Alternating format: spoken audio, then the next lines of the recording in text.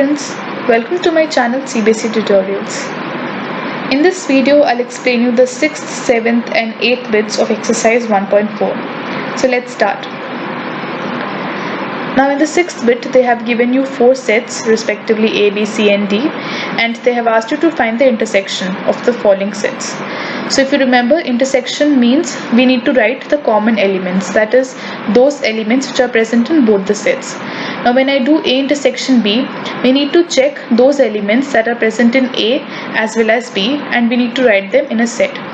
Like over here in A and B you can see 7, 9 and 11. 7, 9, 11. Okay, so 7, 9 and 11 are repeated, that is they are present in both the sets. So our intersection will be set of 7, 9 and 11. Then we have B intersection C. Now check which elements are present in B as well as C. Now when you do that, you will see that 11 and 13 are those elements that are present in B as well as C. So B intersection C will be 11 and 13. Next we have A intersection C, intersection D. First we'll do A intersection C. Now when you do A intersection C, you will get the answer as 11 because 11 is present in both A and C.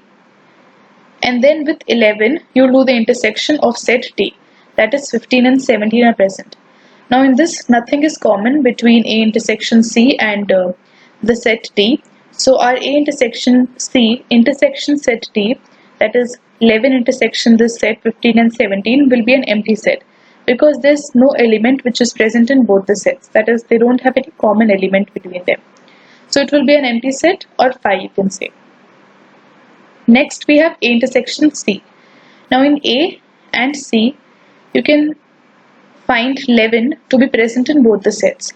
So our answer will be 11. Next they give you B intersection D. Now in B and D you can see that there is nothing common in this because B consists of 7, 9, 11, 13 and D consists of 15 and 17. There is no element which is present in both the sets like some common element. So the answer will be phi or an empty set. Next we do A intersection B union C. Now if you can see here that I have given this, there are two different signs, one is intersection, one is union, and this is present in a bracket. So with this we will apply a method or a property over here, that is the distributive property. So you can write this A intersection B union C in this way also, where you can write it as A intersection B then union A intersection C. This is called as a distributive method. Okay, and then you do A intersection B first, and when you do it you get the answer as 7, 9, 11 which is present in A and B, right, over here I have given here. Then A intersection C, when you do A and C you can find out that 11 is present in both of them, so I have written 11 over here. Then you do the union of these two sets which you have got as the answer. So when you do the union, that is when you write all the elements 7, 9 and 11. Don't repeat 11 again in your set. Okay, so this is your final answer. Then we do A intersection D, A and D. Now when you see that A and D don't have any common elements, so their intersection will be an empty set or phi, you can write it. Then you can find we have A intersection B union D. Now this can also be done in distributive property where we'll do A intersection B union A intersection D. Now first we'll do A intersection B, we'll get it as 7, 9, 11. Then when you do A intersection D, there is nothing common in A and D, so we will get it as an empty set. Now when you do the union of a full set with an empty set, you get that set itself, as I've told you in my previous videos also. So the union to this two sets will be 7, 9, 11. Then we have A intersection B intersection B union C. So we'll do this in parts. First part we'll do that A intersection B. We will get this answer as 7, 9, 11, the common elements between A and B. Then we will do B union C. Now when we do B union C, we will write 7, 9, 11, 13. Okay, 7, 9, 11, 13. Then we'll see that 11, 13 is again find out it is repeated in set C. So we will not write that again because we have already written that from set B. So leaving 11, 13 and then we will write 15 from set C. that is our union of B and C, and then we will do the intersection of these two sets. Now when we do the intersection, we can see that 7, 9, 11 is present, they are present in both the sets. So our intersection will be 7, 9, 11. Then we have A union D intersection B union C. This is also done in a similar method. First you do A union D, then you find out B union C and do the intersection of both the sets, and you get the required answer. Now the seventh bit, they have given you 4 sets and they have asked you to find the respective intersections. So first we'll convert them in roster form. First one, they say X is such that X is a natural number. So you can see it is a never ending set, infinite set, because they just said you that it is a natural number. No extra conditions are given over there. And then in B they say that X is such that X is an even natural number. So you can see all the even natural numbers come in this. Then in C, X is an odd natural number, okay, and in D, X is a prime number. Now we need to find A intersection B. Now A and B.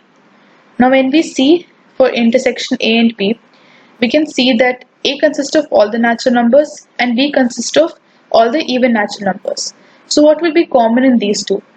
A is having natural numbers, and that natural numbers include even as well as odd natural numbers. But set B is having only even natural numbers. So the common thing between both of them is even natural numbers. So our A intersection B will be set B itself, that is the set of all even natural numbers. Then similarly they have asked you to do the intersection of A and C. C is having all the odd natural numbers, so your intersection also will be an set which is filled with all the odd natural numbers, that is the set C itself will be your final answer. Then they say you A intersection D. Now A is consisting of all the natural numbers and D consists of all the prime numbers. So prime numbers are also basically natural numbers. So your final intersection will be a prime number, okay, that is set D itself, because prime number will be present in this set A also, but they are in the form of natural numbers, so nothing different in that. Then we have B intersection C. Now B is even natural numbers and C consists of odd natural numbers. Now there is nothing common between even and odd numbers, so your intersection will be an empty set or 5. Then we do B intersection D. Now if you remember, B was even natural numbers set, D is prime numbers set. So when we do the intersection, now mostly in prime numbers, 2 is the only prime number that is even, and then rest all the prime numbers are odd numbers. So when we do the intersection of B and D, you will find only 2 as the only number which is common in both the sets. So intersection will be 2. Then we do C intersection D. Now over here, all these numbers except for 2 will be odd numbers and C consists of all the odd natural numbers. So our intersection will be X is such that X is an odd prime number. That is, except for 2, all the numbers which were there in this, that is all the odd prime numbers, were present in this set also. Okay, it is present in the form of odd natural numbers, but here they have odd prime numbers. So odd prime number is common in both the sets. Okay, so that is your intersection. Now the 8th bit you see. Now here they say which of the following pairs of sets are disjoint. Now what do you mean by disjoint? Now basically disjoint means that when you do the intersection of two sets, your answer should be an empty set or 5. If it is an empty set, then they are said to be disjoint sets. That is, the two sets should not have anything, that is any element common between them. Only then they are called to be disjoint sets. So let's see the first bit. Now you can see we have the set of 4 elements. Then the second one they give you in set builder form. So we'll convert them in roster form.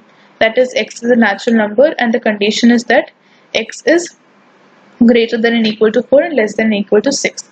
So the numbers are 4, 5 and 6 respectively. Then they ask you to do, then we need to find the intersection. If the intersection is an empty set, now when we do the intersection of these two sets, you can see that 4 is the element which is common in both the sets. So our intersection is 4. And since we have got an element and the answer is not an empty set, so these sets are not disjoint because they have something common in them. If they would not have anything common, then the sets would have been called as disjoint sets. Now next one, you can see in these two sets E is common, so these are not again disjoint, because when you do the intersection you get E as common, and so they are not said to be disjoint. Next you can see X is an even integer and X is an odd integer. Now when they say even and odd, very well you can get to know that there's nothing common in even and odd. They are two separate things. So when you do the intersection of these two even and odd integers, you get it as an empty set of 5. So when the answer is an empty set, these sets are said to be disjoint sets. So with this we have completed the 6th, 7th and 8th bits of exercise 1.4. I hope you understood it, and if you liked my video, please do press the like button, and yes, don't forget to subscribe my channel CBC Tutorials.